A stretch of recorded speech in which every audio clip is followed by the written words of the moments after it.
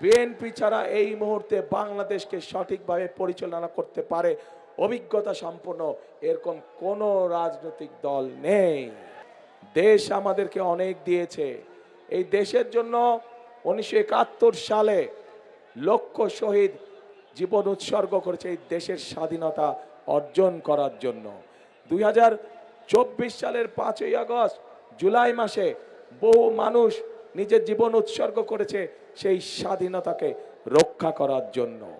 আমরা একবার স্বাধীনতা রক্ষা করেছি, পরবর্তীতে আমরা সেই অর্জন করেছি স্বাধীনতা 71 সালে। 2024 সালে আমরা সেই স্বাধীনতাকে রক্ষা করেছি। এখন আমাদের সেই স্বাধীনতাকে, প্রিয় ভাই বোনেরা, অর্থবহ করে তুলতে হবে। কার জন্য অর্থবহ করে তুলতে হবে? বাংলাদেশের মানুষের জন্য আমাদেরকে অর্থবহ করে তুলতে হবে। প্রিয় ভাই বোনেরা, এই যে আপনারা লক্ষ লক্ষ মানুষ যে আজ এখানে একত্রিত হয়েছেন, আজ আপনাদের সামনে দাঁড়িয়ে আমি হয়তো প্রতিপক্ষ সম্পর্কে অনেক কথা বলতে পারতাম, আপনারাও হয়তো জোরে জোরে হাততালি দিতেন, কিন্তু তাতে কি আপনাদের কোনো লাভ হতো? লাভ হতো না।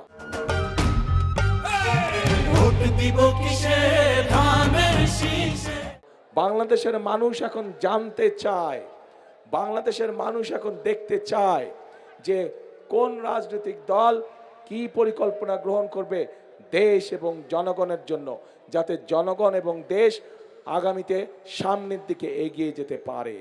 আমরা আপনাদের সামনে পরিকল্পনা দিয়েছি প্রিয় ভাই বোনেরা, বিএনপি আপনাদের সামনে পরিকল্পনা দিয়েছে, এবং এই মুহূর্তে বিএনপি একমাত্র রাজনৈতিক দল যেই দলের অভিজ্ঞতা আছে কিভাবে দেশকে সুন্দরভাবে সামনের দিকে পরিচালিত করতে হয়।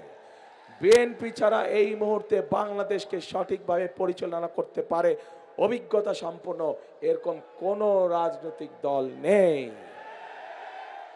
কাজেই প্রিয় ভাই বোনেরা, মানুষ তার উপরেই ভরসা করে যার অভিজ্ঞতা আছে।